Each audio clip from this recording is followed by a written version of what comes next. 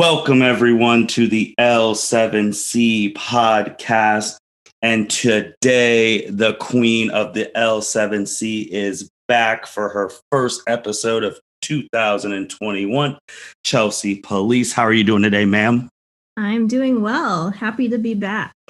And we are happy to have you. And since it's your first one of 2021, just want to wish you a happy new year. Hopefully, you and your family had a safe, relaxing holiday season and are full back in the swing of things. We are busy. Oh, I bet, Miss PhD, you're going to be done this couple months, right? That's the goal, barring anything catastrophic from happening. But things are moving. So hopefully in May, I have those letters behind my name. And then we will move on to bigger and better things with you. And with letters, that is also going to be something we talk about in today's episode. We're going to give an update on the Atlanta Dream situation. We're going to talk about something that happened at the end of 2020, the Athletic posting their best moments of 2020 and why we have an issue with their best moments. We're going to talk about the firing of the Mets GM. We're going to talk about Trinity Rodman and how she was how she received some sexism. Maybe she doesn't even know who the guy is, but we're definitely going to talk about what happened. We're also going to talk about Sarah Thomas being the first woman to ref the Super Bowl. And with the letters, we are going to talk about something that also happened earlier in this year with Dr. Joe Biden and the controversy from the Washington Post. And we're going to talk about Pardon the Interruption. So first, let's go back to the end of 2020. And the Athletic posted their top moments of 2020 sports moments that they had in tournament style bracket. And typically that's fine. A lot of people do that. But theirs had 0 women moments in that. Chelsea, you were the one who shared it with me. When you first saw that, what did you think about it? Yeah, I'll be honest, the first time I saw it, I didn't really think anything of it. And then I went back and looked at it a little bit closer. And the thing that sparked, my kind of ire against all of this was the fact that the NBA bubble was mentioned as a, top moment in sport, which is great. Yeah. I mean, what an accomplishment to be able to hold a professional league in the middle of a pandemic with the bubble, etc. But the ironic thing is the NWSL was the first league to do that successfully. They were the first professional team or professional league in the United States to return to play in a bubble format. And the WNBA did the exact same thing with their bubble. It was successful as well. And so to completely just ignore the fact that these 2 professional women's leagues had similar, if not more success than the NBA is ridiculous. I mean, we saw that viewership numbers for both the WNBA and the NWSL increased significantly, and not just a little. Like for the NWSL, it was more than 400 or 500% that they increased their viewership numbers, and that itself, I think, is a memorable sports moment. So to not even mention them in that conversation is ridiculous.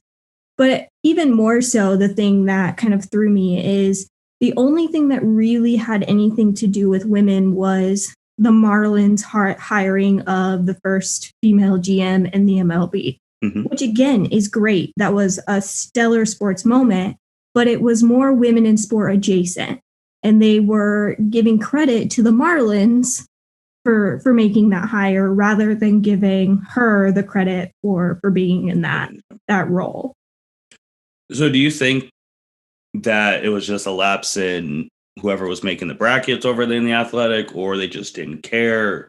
Because that doesn't make sense that they would put the NBA bubble when the WNBA bubble was actually happening at the same exact time.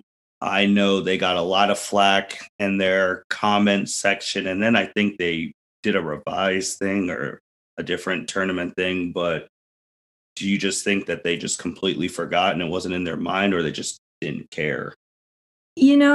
I would like to maybe say that it was an accident, but quite frankly, it's 2021, and at the end of 2020, an accident really doesn't cut it anymore. I mean, quite frankly, women's sports have been making massive strides, and news outlets, major networks still continue to not give them the credit and the exposure that they deserve. So while I like to think that maybe it was just something that happened and whoever created this just didn't do their due diligence, but at the end of the day, I don't think that's an excuse anymore. There are so many, prominent moments that have happened over 2020 that you simply can't not include them. And I know it was tough with the pandemic and things that happened prior to March or whatever, when the country kind of shut down and sports ultimately halted and whatnot. It's hard to remember all the things that have happened over the course of the year, but at the same time, that's your job as a news outlet, that you make sure that you go back and you understand or make sure you get all of those important moments, and simply not including women just is not a good excuse. I think the timing of it's also funny too, because on our last one that we did together in 2020, oh, I'm blanking on her name. She did the good video about 2020 being the year of the girl dad. Oh, I can't think of her last name. Duncan? Yeah, but we talked about that video in our last one, and then it was a couple weeks or so later when The Athletic did that. And if they just wanted top female sports moments, they could have just watched that tweet, because it highlighted a lot of them in soccer, tennis, everything. And the fact that none of them were on there, and that was just disappointing. And they got the ire of people, which they rightfully deserved. And then they'll have a whole year to make it up. And in 2021, when they do it again, it won't be that hard. I'm pretty sure they'll have a Sarah Fuller. I'm 100% sure she'll be on their bracket, and hopefully there'll be more going forward, but I just don't think they will mess that up again, or that's just bad press. And going from bad press to a person who's gotten bad press a lot of 2020, which we've talked about a lot, is Kelly Loeffler, the co-owner of the Atlanta Dream. We've talked about this on almost every one of our episodes about how she made comments about the league going away from political statements and Black Lives Matter and things like that. And she is a senator in Georgia. And now we are at the point where it's coming out that her ownership, or maybe the whole ownership, is close to being sold. I know that you've been following this story as well as I, and now we're at the point where she's going to sell her stake in the team, or the whole ownership's going to sell.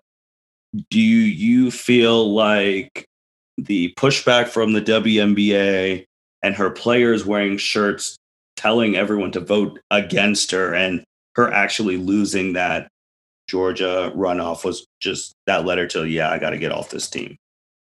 Yeah, I mean, absolutely. I think the WNBA to take such a stance against an individual who, I mean, rightly so, like she, pushed back against the Black Lives Matter movement and social justice and using their platform. And the WNBA, the Atlanta Dream, said, okay, bet, we're going to vote you out. We're going to make sure that you don't have a say in the federal government to have any, effect over things that happen. Because at the end of the day, like, you own a team or co-own a team that has a specific demographic of individuals on it. And you're effectively saying that those people don't matter.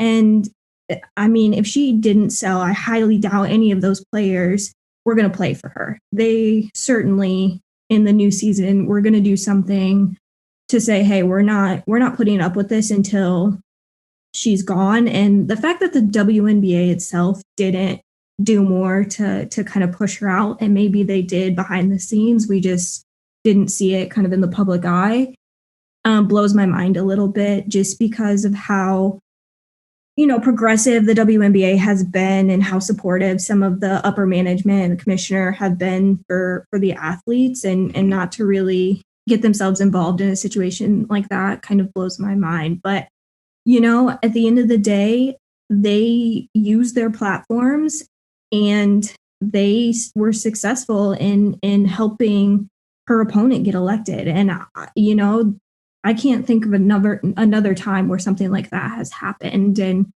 I saw a stat that said that before the Atlanta Dream, Sue Bird, wore the Vote Warnock shirts, that he was polling at 9%. Mm-hmm. And he ended up winning. And that's just unbelievable. It's incredible. And it shows just how much of a voice that women and WNBA players in particular have. And so I certainly commend them for the work that they did and getting people involved and, making sure that they got registered to vote. And, Georgia's, some of their elected officials did a really good job in that respect too. Stacey Abrams, massive in getting people registered and making sure that they voted. So, it's amazing what we can do when we have something in our in our minds and in our hearts. And, I just commend the WNBA for all the work that they've done. Yeah, at this point now, I've been trying to see it from all the different angles because she's been an owner for this team for a while and no one had an issue with her until she said what she said, which is rightfully so. But if I'm her and I know I'm in an election year and I know I just don't know why I say that. I really don't. I from a strategic political standpoint, that was just a terrible, that's the reason she lost.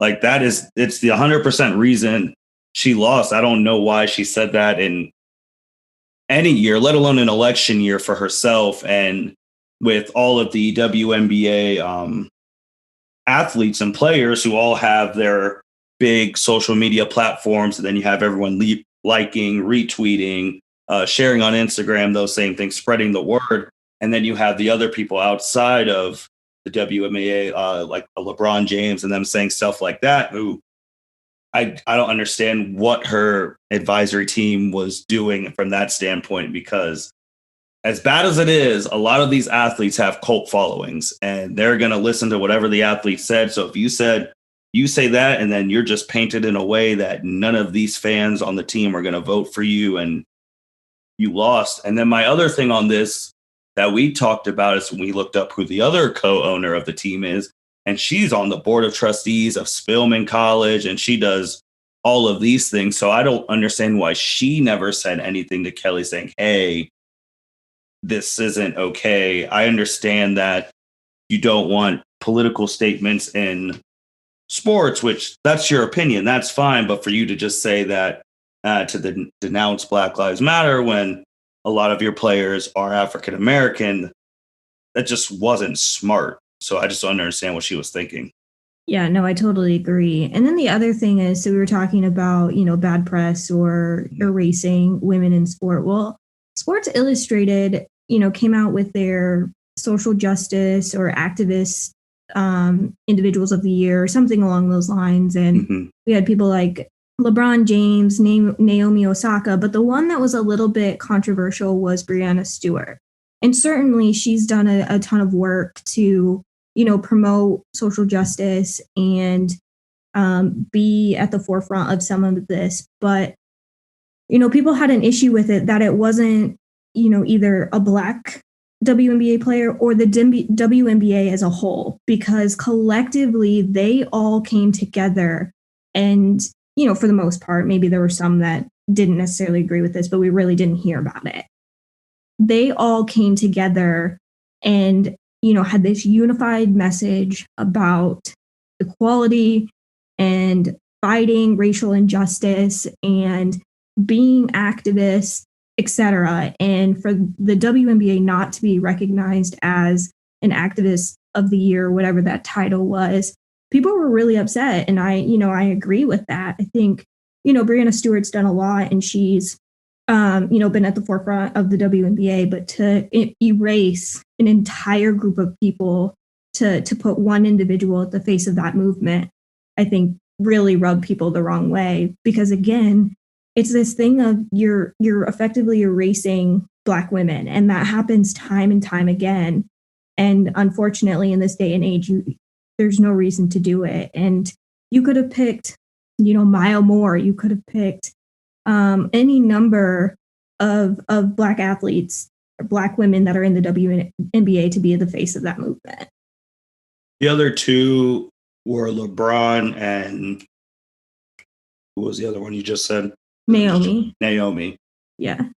The only because Breanna Stewart, she just won the title this year after coming off the injury, if I remember correctly, because I watched that game. So that'd be the only reason I could think that they would pick her, just because of that narrative. And then the other two won championships in this time frame. And then I understand. And then they should have done the team, like the whole WNBA. I agree with that. But anyone who, because she didn't want to be like that face, like she was just chosen by ESPN. So any hate towards her isn't needed.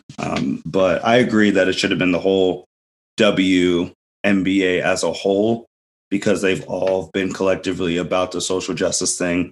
Former President Barack Obama even stated that he wasn't surprised that they were leading the movement. They've been doing this for many, many years now, them and the national women's soccer team. So I just think that's just the people at ESPN just picking a face who they think everybody knows and this, that, and then putting them on the front. But this is also the same company organization that doesn't have them on their tracker on the ESPN app that you so eloquently stated a couple weeks ago. So yeah, and it wasn't that people were going after Breanna Stewart for being on the cover. They were really just upset with the organization for not considering the WNBA as a whole and picking that single athlete. And again, for all that she's done for the league, I'm sure it isn't a bad pick, but considering all that the WNBA has done collectively, it just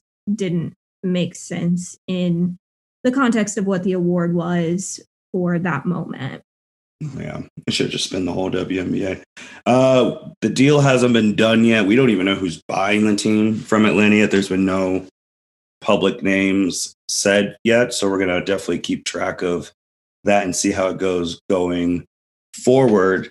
Another thing that was really made news recently, these past couple of weeks, was Trinity Rodman.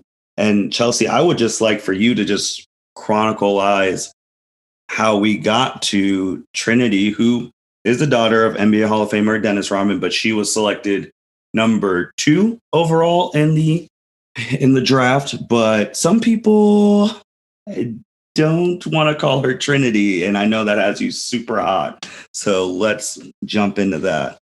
Yeah, so I saw a tweet from a reporter. I don't know who this guy is.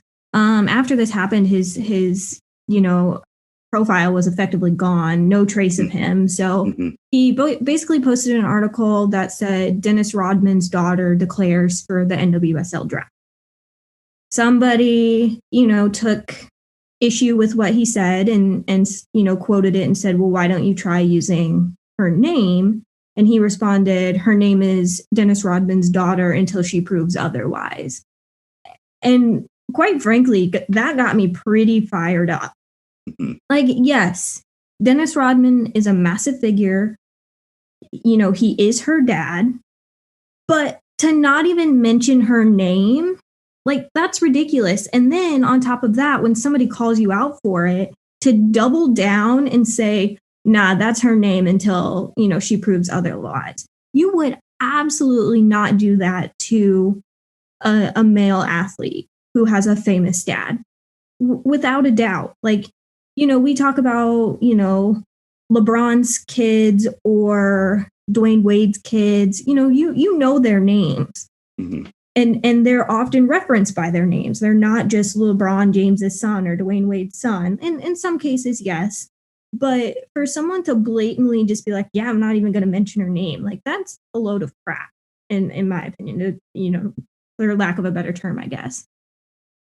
So, draft night came and she got drafted number 2, which I think people were shocked that she went that high because she's pretty young. She decided to go pro, which great for her. I don't know a whole lot about her as a player, but she's been with the national team, maybe at the youth level, but and again that storyline of her being Dennis Rodman's daughter came up time and time again, and I give her a lot of credit because during her draft interview after she was drafted, she said, I want to prove that I am Trinity Rodman and not just Dennis Rodman's daughter. And I think that shows that she reads social media or somebody told her what happened and she's ready to prove the haters wrong. But again, like this idea that a female athlete is only as good as her parents or her brother or somebody else famous, that's a man, just is ridiculous. So since that tweet, I've been trying to think of what angle the guy was coming from to think of anything to try and relate to him. He honestly could have just, here's this another thing, folks. Sometimes just don't click send. After whoever corrected him said Trinity Rodman, he could have just said noted. End of that. This whole thing is not a thing. But then what got him into trouble was his comment after the Trinity thing is like, she is Dennis Rodman's daughter until further notice. And he was wrong. And I just think that, I don't know if he was coming from his own personal experience, because we've all experienced something in life where you work really hard and someone gets ahead of you because they are connected to someone else. That's their parents, that's their siblings. I 100% get that. And it's happened to everyone before, and it sucks. But I don't think in this situation that was not the move whatsoever. And if he was trying to relate to that and it's like, oh, she's only good because she's Dennis Rodman's daughter, that's not true. I mean, just because you have the last name, you still have to go out, you still have to work out, you still have to hundreds of shots on goal, you still have to condition, you still got to learn the game. So that was the only thing I was trying to think, like, where was this guy coming from? And the other thing with this guy is I personally am kind of sick of the whole, you say something wrong and then you delete your profile and have no accountability. I personally also think if he was going to tweet and he said that thing and he got smoked in the comments, he could just say, hey, I apologize. I made a mistake. Learn from it. Move on. That's it. But the fact that he deleted his whole account and it's probably made a different account just under a different name saying the same stuff, I'm personally sick of that, because that's typically what happens after someone says a comment about women's sports and things like that. Yeah, absolutely. And, I have no issues with people utilizing their connections and taking advantage of opportunities, whether it's, your parents are professional athletes or, those are, like you said, those things are going to happen. And again, particularly with women, you have to take those opportunities when you can. So, the fact that she is his daughter certainly put her in a position to be able to do some incredible things. And there's nothing wrong with that. But, not to give her credit for her accomplishments just because she is that person's daughter doesn't make any sense. And, I completely agree with you about deleting his profile. Like, he had to have known that maybe not when he made that tweet initially, not using her first name, but when somebody came, and she didn't even come at him in a way that was rude or anything. She was just like, hey, why don't you use her name? And the fact that he doubled down and then, had the nerve to delete his profile, like, you had to be aware of what you were doing with that second tweet in that moment. And so if you're gonna hit send and you're gonna take that approach, then you better be willing to take the heat for it. And like, it's absolutely unbelievable that he ended up deleting his profile, because he clearly knew what he was doing. He was being a troll. He was being unfair. He was being flat out rude, and people called him on it. And if you're somebody who can't handle when somebody calls you out, don't be on Twitter. Don't send stupid shit. Like, just be a just be a normal human being, be nice, and move on. I just, yeah, like you, it drives me nuts when people make, and maybe it was a simple mistake. I don't know. I don't know this individual. I don't know what he tweets or, what he writes on a regular basis, but just own up to what you did and move on. People are going to find the next thing to talk about. So it's not really that big of a deal, but don't be, a douchebag about it and delete your profile and not take ownership for what you just did. My other thing with deleting the profile is I don't get why, because if you're tweeting from a Samsung Galaxy tablet, an iPad, iPhone, any phone, even heck, a flip phone, you're getting screenshot. So it's not like you delete your Twitter and all those tweets are gone forever. Once one person screenshots and it's in a thread, it's there forever. So that's the other thing too. Like if it's already going to be there forever and then they find you on Twitter and then you're saying some stuff and they're like, oh, is this you? And post that picture. We're right back to where we started. So I was like, you already know it's getting screenshot. You already know it's getting shared. So you might as well just stay. Like that's the thing too. Once you tweet it or post it, it's there forever, no matter what you think you're deleting, but it's going to be there. So he was an idiot too. And just to connect to Trinity on pardon the interruption, Wilbon and Kornheiser didn't know what the like. I don't even know what they were calling. What were they calling it? The professional? The national, like the professional soccer league or women's professional soccer league or something along those lines. And the point that I'm pretty sure her name's Kelsey Trainer. She's a lawyer. She's very into women's rights and sport in particular. And, she quoted this and was like, you need to do better because you would never call the NBA the men's professional basketball league or, something. You would make sure that you know what the name of that professional league is called, and not even the NBA, even if it was maybe in Canada or some other men's sport that's, not as common to us in the United States or whatever. You would make sure that you know the name of the professional league, and to not do the same for women's soccer and the NWSL is it's unacceptable. And the fact that they were talking about Trinity Rodman and the draft and her connection to Dennis Rodman and yada yada yada, like it's not that hard to look up what that acronym means. And if you're going to run a story, you as TV personalities, as a news network or a sports network, it's your job to be as accurate and precise as humanly possible. And so why would you not take the extra 2 seconds to make sure you know what NWSL stands for, what the professional league is called? Like, there's absolutely no excuse. Yeah, my thing with that is just laziness. I mean, they wanted to put Trinity Rodman's stuff out there because she went high and she's Dennis Rodman's daughter.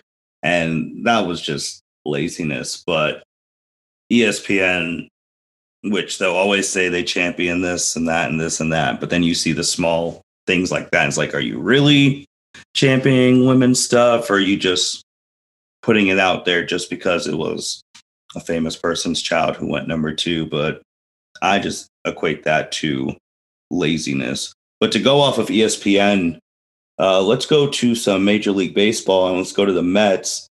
The Mets GM, Jared Porter, was fired for explicit text from 2016. That's another thing, just going back to the tweets. I don't get it because everything gets screenshot these days. So I don't know why you just didn't think these would disappear. And it looked like he was sending explicit text to a reporter back in 2016. And now it's surfaced and now he's out of a job. When you first saw that story, what did you think about that whole situation? Well, a little background on the situation to start out. She was a foreign reporter. He sent her numerous text messages. She didn't respond, and he continued to send them. Then he sent some explicit pictures, but said they were stock photos and not him, yada, yada, yada, the whole thing. But I was reading an article where she basically said that she did not come forward, earlier prior to right now, because being whatever country she is from, anything that's viewed as like a sexual scandal, or, whether she's the victim or the perpetrator, she could, there could be serious consequences for her in her home country. So that is part of why she did not come forward initially. So, all of that was in the ESPN article about all of this. Mina Kimes was a huge part of this story in doing the investigation. And so, this happened while he was with the Cubs. He recently got hired with the Mets. And, I give the Mets a lot of credit for taking action very, very quickly. A lot of times we see professional sport organizations, say, well, we need to conduct an internal investigation. This is going to take some time. And then we oftentimes see things don't happen, or enough doesn't happen when situations like this arise. We kind of have seen something similar with the Washington football team. There have been significant allegations against Dan Snyder and the owner and some other people that are involved in the organization, and still nothing really has been done about that. But anyway, going back to the Mets, I really do give them a lot of credit, because it was less than 12 hours from when this story broke to when he was fired. And I think that's a step in the right direction. And it shows that, maybe there's a little bit of a change happening in the way that these situations are handled. But also, when there are text messages and pictures and things, you can't dispute that. There's no way you can dispute the fact of what happened. And so, they did the right thing, and showed that this kind of behavior is not acceptable. And I give, the president or CEO or whoever, the owner, whoever it was that made the decision, I give them a lot of credit. And they came out and said that integrity matters. And we, as an organization, if we're going to, say that it matters, then we need to act.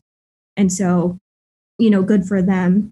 But the other thing is, I saw a tweet that, when he interviewed for this position, he got really good references from people. And a reporter asked, did you get any references from women?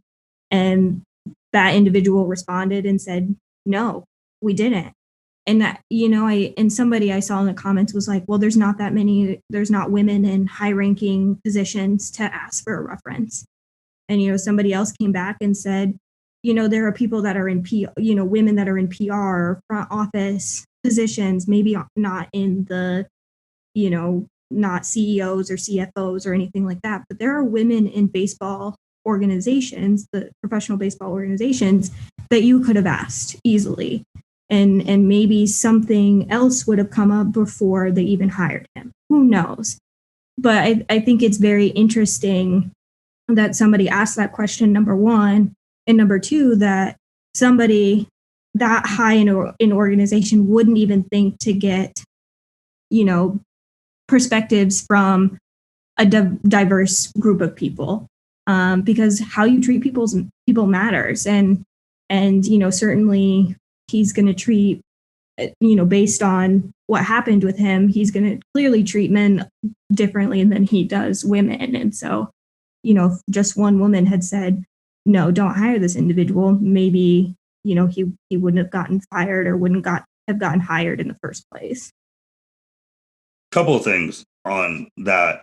So the timeline was, and this is from July 19th to August 10th, he sent 62 straight unanswered text messages to the That's reporter. The other thing. I mean, if a woman does not respond to you that many times, leave them alone. Like, clearly they are not interested. So yeah. That's number one, is an issue. Like, if you are man, woman, whoever, if someone does not respond to you, just let it go. Clearly they don't want to talk to you. If they wanted to talk to you, they would respond, call you, whatever. So that should be a sign number one. And then to send pictures that she clearly did not ask for is another issue. Like, if somebody wants an explicit picture, they'll ask. They'll make that very clear to you. And she, I believe, made it very clear that that is not what she wanted. Yeah, because again, they're of the richer high class. So I don't know in this guy's friend group, but I'm pretty sure everyone has like that friend group message, and he's probably telling them that he's texting. Like if one of his friends asks, like, yeah, if she hasn't messaged you back, man, maybe you should give it up. But I don't know. That's just from a normal person's perspective. Once you get to like 2-3 text messages, you tell your buddy, yeah, I don't think it's in the cards for you, man, let alone 62 straight. And then with the naked photos and things like that, then him saying that's not him from another side, that's actually kind of creepy if you're just going on Google and taking random people's naked pictures and sending them. And then there was another thing that was brought up about this.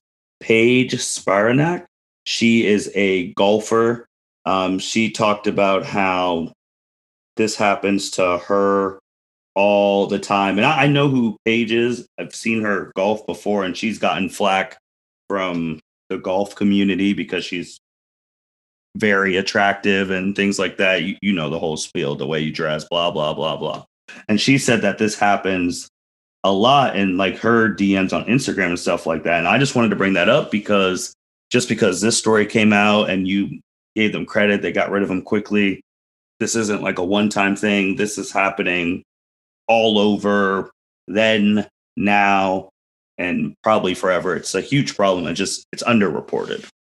That was just something I wanted to bring up. So yeah, and I saw another tweet too. Somebody had said that they had a student, a professor somewhere, had a student who wanted to get into scouting. Mm-hmm. She's a woman, but said, I know there's so much sexism in baseball that I don't know that I want to put myself through all of that. And to me, that's a culture issue.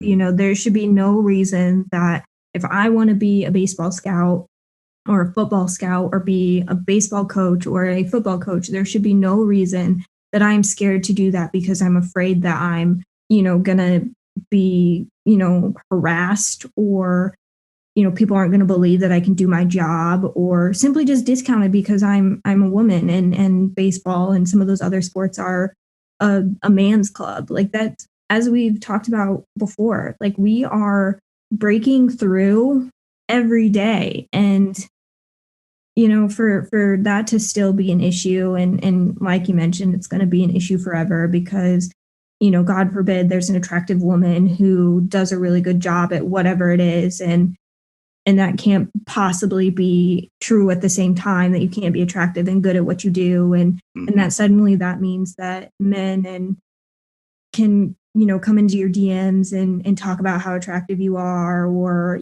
send explicit text messages or whatever to you and think that's okay. Like it's something that we as women deal with all the time. And, the reality is it's probably going to continue for a long time, but anything that professional leagues or, just sports people in general can do with the industry to show that that's not okay is a step in the right direction. Obviously, we have a lot of work to do and maybe it's never going to be perfect, but when young girls who are in college or even in high school who have aspirations for something simply don't want to put themselves through the possibility of being harassed or whatever else it is, that's an issue. And I take issue with that 100%. Yeah. So it'll be interesting to see if he ever gets a job again. I don't think he will in the foreseeable future. And with the culture thing, I mean, it even starts before people get to the big leagues. I mean, they get started as soon as elementary, middle school, parenting, all those type of things like, hey, this isn't okay. And I think the biggest thing to me from a guy's perspective that I talked about with that guy is your friend group. Because I mean, if your friend group's telling you, hey, that's not okay, you're more prevalent to be like, all right, I need to stop. But if no one was telling him that wasn't okay, then that continued and it's going to continue on. And hopefully we get to a point where it's either reported more when these things happen or just not happening at all. Because just from the female side that you spoke about, where a lot of people don't want to report it because they're afraid they won't be believed and they'll lose their jobs. And then that's it for them. And that's one of the biggest things. So hopefully that changes going forward. And you brought up breaking barriers and things like that. We do have the Super Bowl in 2 weeks from now, and Sarah Thomas is going to be the first woman to ref in the Super Bowl down in Tampa, Florida. So I will say that is a very bright spot for the NFL. My only concern is that she is not in the middle of an omega controversial play that changes the game, because you just know how the trolls are going to be saying this is why women can't ref in the game, they just ruin the Super Bowl, blah blah blah blah blah. That's my only concern. I just don't want her involved in that, but I'm really happy for her and the NFL doing that, and hopefully then you see more women reffing Super Bowls, MLS Cups, NBA Finals, things like that. So what did you think when you saw that? Yeah, I mean, I think it's incredible, but I also think it's, a testament to what she's done in the NFL. I mean, they don't just let anybody ref the Super Bowl. Like the NFL, takes into consideration how referee groups have done over the course of the season. So clearly that shows that she's done a really good job. And I've seen some mixed comments about, people who are happy and excited for her, and people who obviously, just want to be trolls and talk about how terrible this is, yada, yada, yada. But one tweet that I found was really interesting was there were a lot of people who were like, yeah, she's done a really great job this season. And she's really only blown, one call over the course of the season. You can't say the same about a lot of other referees in the NFL throughout the entire season. And someone even added, when she blew that call after the game, she owned up to it. And she said, yeah, I made a mistake. I shouldn't have called it, or it should have been something else, whatever it was. I don't know the exact play or game or whatever, but it felt like there was almost this change, or almost this, feeling of people are fed up with NFL referees as it is, and to see her do so well, that almost it's like, maybe this is something that women should be a part of. Maybe that they're, able to focus more on what's happening in the game, and that they'll miss fewer things. I know that sets really high standards for women, but maybe there is something changing, or people are starting to recognize that men clearly make mistakes too, and that women can be successful in that environment, and that they're willing to own up for mistakes or things that happened, and just get better and be better in the next game. So I'm thrilled for her, and I think it's great that she's being given that opportunity, and that not so much that she's being given that opportunity, but that she's truly earned that opportunity to be in that role. Yeah, I think she'll be fine. And with the people who don't like it or trolls like that, I just feel like they're wasting their energy and everyone else's energy. Look, if you, boy, girl, whatever you identify as, black, white, whatever you are, if you can do the job, you can do the job. That's what matters 100%. Anything in life. Shouldn't matter about the other stuff. If you are capable and you meet the qualifications to do the job, then do the job and get the job and get the opportunity. Don't discriminate just because this person's a girl or a minority or things like that. And speaking just on the NFL thing before we hop in another thing, because you shared it recently, we talked about the Washington football team having all their scandals and all that. And sometimes I feel like these hires with teams that have scandals just to go a different direction. But Jennifer King, she's set to be the first black woman to be a full-time coach in the NFL. She's going to be an offensive assistant by Washington. So even though they're still riddled in scandal, they're making steps to be better.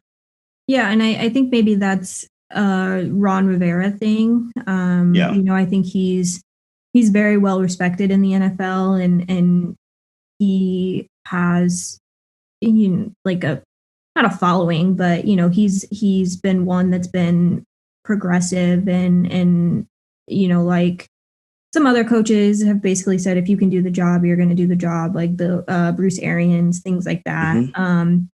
So I think it's great that she's being offered and taking that position, and will be in that role for the Washington football team. I hope that doesn't get overshadowed or marred by any other scandals that come out, and then people, go back to that idea of, oh, she was only hired because they're trying to have some good PR or whatever other excuse they can make to say she doesn't deserve or hasn't earned that position. And I hope that she does really well, and I'm sure she will do really well, because otherwise she wouldn't have been hired. And I hope that that's a trend we continue to see moving forward. Yeah, agree.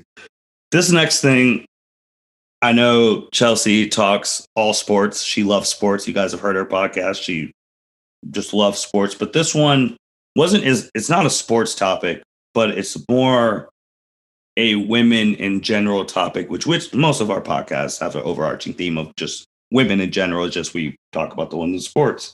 This is the article from the Washington Post. It's about Dr. Jill Biden, wife to now the president, because we're recording after the election, Joe Biden. And I'm going to give a brief, just one sentence thing about the premise of this, and I'm going to let Chelsea go on this. But the article is basically telling Dr. Joe Biden to drop the doctor, and because she's not a real doctor, she didn't earn it, blah, blah, and just be called Madam President Joe Biden. That's the premise of the thing. But I'm going to let Chelsea go deeper into this one, because I'm just a guy with a master's degree. Chelsea's actually going to be someone with a PhD with these letters, and obviously is a female. So we're going to let her really dive into that. And then if I have something to chirp in, then I'll chirp in. So go ahead, Chelsea. Yeah. So, this opinions article, and the ironic thing about the individual who wrote this guy has an honorary doctorate degree. So didn't even earn a doctorate himself, didn't go to school, didn't, work through the program, didn't write a dissertation to earn that doctorate. Whereas Dr. Jill Biden 100% did. And so, that was the first thing that was very, very ironic. But overall, the article is very sexist, and women are often told that we have to go and get those extra degrees to have any sort of credibility in whatever field it is. So, her going through and getting that, and hers is a doctorate of education. So it's an EDD, same thing as like a PhD, although some people will argue otherwise. But yeah. For the purposes of this, yeah, she went to school, she wrote a dissertation, she, did the whole thing and rightfully earned that title of doctor. And, for someone to come in and say, even though you're not, for someone to come in and blatantly say you're not a medical doctor, you're not an MD, so you shouldn't use that title. Her degree literally says doctor of education.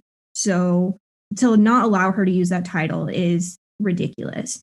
But even worse than that, another article came out and said, was talking about why her dissertation was garbage. And, I took a lot of issue with that. And I read through the article, and it was talking about how many typos there are and how it's not relevant today. Well, probably not, because it was written in the early 2000s or even earlier than that. I don't know exactly what year she got her doctorate, but yeah, times have changed. Clearly, curriculum and other things. I don't know exactly what her dissertation topic was, but things are bound to change. And that's true of any dissertation that's written.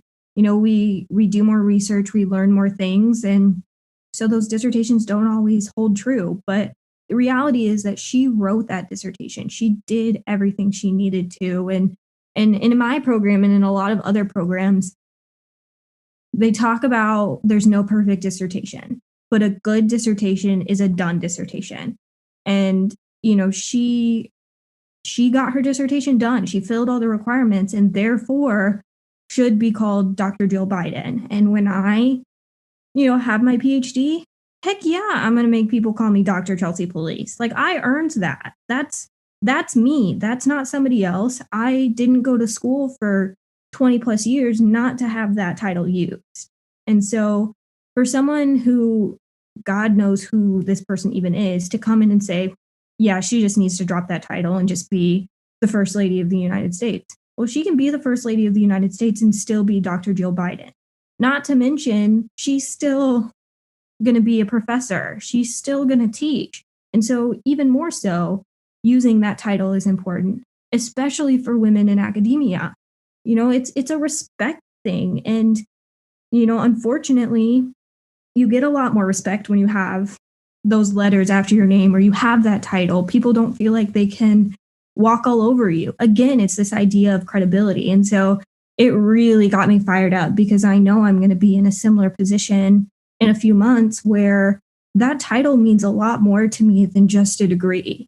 It means that, I have a voice and I have this place in academia or wherever I decide to go, and nobody can take that from me. And nobody can say that I haven't earned that title and I don't deserve to use it, because at the end of the day, I earned it, I worked hard, and I 100% deserve to use it. So when this first thing came out, I'm going to be honest, I was just like, oh, Joe Biden's trending. I thought it was something to do political stuff. So I'm like, oh, I'm going to ignore it. And then I saw, I don't know if you posted something and that's Dr. Joe Biden. And then I saw other people post stuff and I'm like, okay, looks like it's not political. What's going on here? And I mean, I was like, well, now I got to figure this out because, I do all the different podcasts of all the different subjects with other people. So I'm reading lots of stuff every day. So I was like, let me read this. And then the guy's name is Joseph Epstein. That's him. Yeah. And the first line where he's like, well, this is an unimportant matter. And I was like, okay, so why are we bringing this up? Because to me, I was like, this shouldn't even have been brought up and to make to the hoopla it is. And then the lines where he's like, Dr. Jill Biden feels fraudulent, not to say a touch comic. And then he goes on to talk about his own experience, like, oh, I taught at Northwestern for 30 years without a doctorate degree. And then he just goes on and on. And to me, I just wondered why it was the fact that I was like, okay, I just don't understand why she just can't be called Madam First Lady Dr. Jill Biden. Problem solved. Cool. But the fact that he wrote in the Washington Post an opinion page a whole paragraphs about why she needs to drop it and because now she's a first lady, this, that. And then people agreeing. My thing always with these type of things is that there are people who agree with that, men and women. And in these situations, I'm just like, well, if you're a guy, I mean, you might have a wife who has a doctorate. Do you feel the same about her? Or if you're a woman, that's not helping the cause for the overall goal in society to see men and women as equal. And if you're agreeing with this guy's like, yeah, she needs to drop it. Madam First Lady is more proper. I think that's stupid. And then I came from a house where education is the most important thing, period. That's just how my parents were and all of that. So I can only imagine if my parents had a daughter and shoot, even if she got to it's still super important, just a master's degree. I know my parents were like, you better put that in every signature on any email that you got because you worked hard to get those letters behind your name. And if you do go a step further from a master's to a doctorate, you worked hard to get those letters in front of your name. So the doctor in front. So I just think that it's a huge discredit it's not about Jill. It's a more discredit to women and who strive for higher education, because if you're telling them that you've already stated that they need to do that just to be seen on a similar playing field. And if you're saying that it doesn't matter, then what hope are you giving the younger girls who want to be doctors and teachers and scientists and things like that if their education doesn't matter? But it's a big deal. It's a big deal. And it's the highest woman in the land. And well, one of the highest, because now the vice president's a woman. So up there, top 3 highest. So I just felt like the guy, I don't know what he was thinking. I don't know what his editor was thinking, letting this go. And I just felt like it was the wrong move, because now everyone thinks you're a sexist, which from that article, I don't know you, but it sounds like you are. So that's just my 2 cents from the male perspective. Yeah, I recently have been joking about, once I do have my PhD, have that title, that anytime somebody sends us a card or, addresses something to Josh and I, that I want them to address it Mr. and Doctor, because, normally when you see invitations and the man is a doctor, then it's Dr. and Mrs. Mm-hmm. And so I'm like, use that title. Like I joke about it, and I'm obviously not going to force people to do it, but it's something to think about, and you would do that for a man. And so I feel like you should be doing that for a woman as well, especially if she's earned that title. And so, yeah, it's just this like differing thing. And, society in the past has said that women, number one, shouldn't be educated to begin with. And now, mm-hmm. I've been given this incredible opportunity and to get my PhD. And I, it's been difficult. It's been challenging, but I'm going to be thrilled when it's done. And I think it's a testament to how hard I work and, the sacrifices that I've made and the value I put into education. So for someone to turn around and say, you didn't earn your title, you shouldn't use it, to that I say, F you. Like you don't get an ounce of my time, because you aren't the one that earned that, and you aren't the one that gets to make that decision about whether or not I use that title. Yeah, and just the thing on the invitation, I mean, it's funny because that's how it was on my parents' invitations and thank you cards. I mean, because my dad's a doctor, so I mean, I it's the other way. It should be like that too. And I think some of our people that we invited from my parents' side, though, the wife is a doctor, so I mean, it's just you should do it as well. But yeah, he made something that shouldn't have been a story into a story, and he should have just not said anything at all. He just showed his true colors in that fashion, and obviously he didn't post a apology thing or anything like that. And you saw everyone rallying behind Dr. Jill Biden, and just for the memo or anything like that, if this was reversed and if it was Dr. Melania Trump and they did the same thing, we'd be talking about it too, because it's not really a political thing. This is a women's respect and education thing that just needs to be addressed. Yeah, I totally agree. And,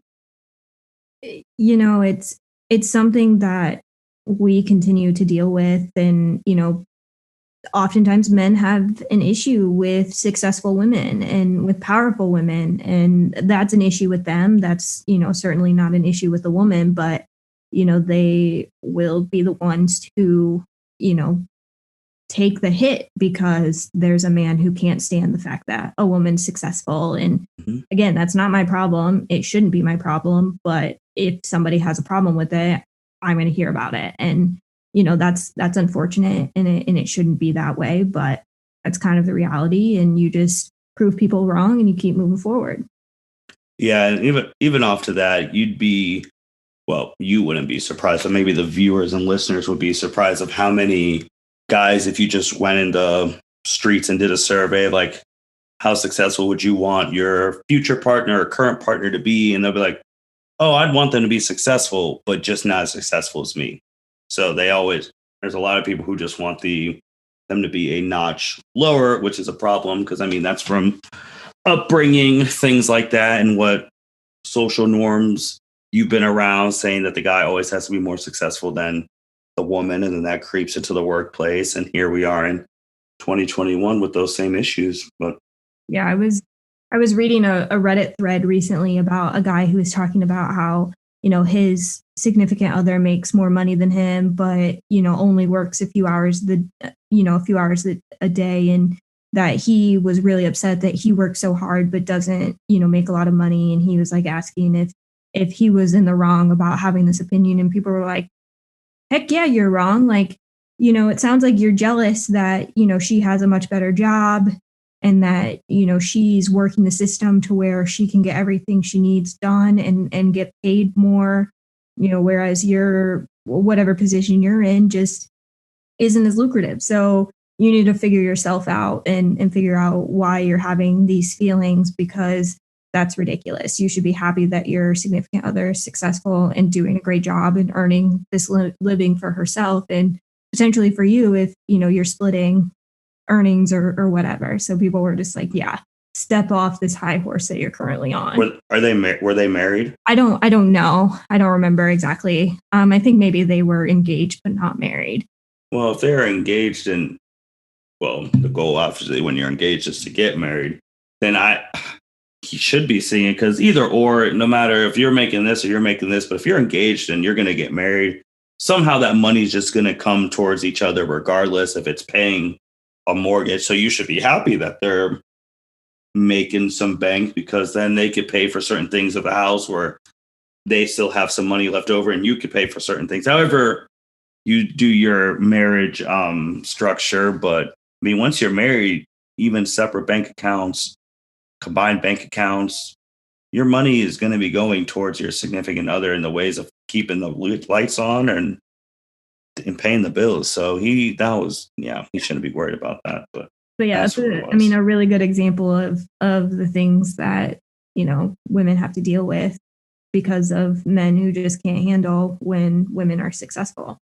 Yeah, which is crazy. But that's a whole other topic for a whole other, which we can talk about on our next one. But Chelsea, was there anything else that you wanted to hit? I'm pretty sure we hit everything in my notes for our first episode of 2021 together.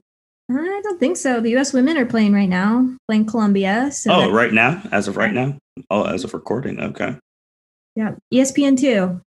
Obviously, people who listen to this later, the shameless plug won't apply, but, Well, if it was on ESPN2, maybe it'll be the day they're listening and they could catch the rewind. Yeah.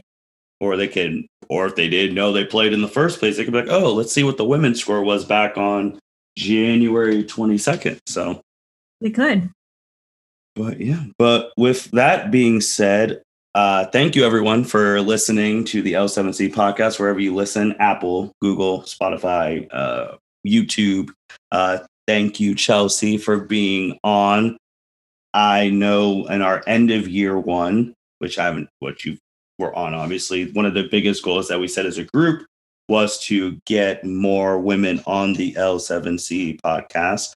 And even though her episode has not come out yet, we do have another woman we're waiting for her debut episode to come out. So that'd be the two of y'all. The goal, hopefully, by the end of 2021, because I think we have, if I exclude myself, I think 5 to 6 guys regularly, to hopefully even that out, because we're about equal podcasting rights around here. So that is the goal still. Now we have a whole year to reach that goal, and I know you've talked about a coworker who might be willing to come on, so hopefully we can get that scheduled in these next couple weeks and months, and then go from there.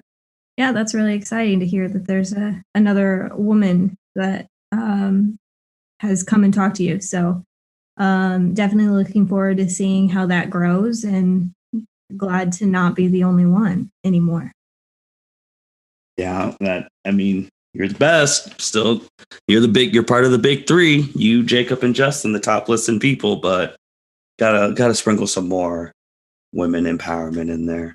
As long as I retain the queen title. Oh, that's you can't lose it. You were the first one. It's not like you could be like, this person's here, so we're just gonna take your crown and pass it to someone else. Nah, once you have it, it's yours, and it's yours as long as you want it. Fair enough. And with that being said, thank you everyone for listening to the L7C podcast. You guys take care. Thank you for listening to this episode of the L7C podcast. Be sure to like, rate, review, and subscribe to the channel. Follow us on all social media platforms, and we'll be talking to you guys soon. Take care.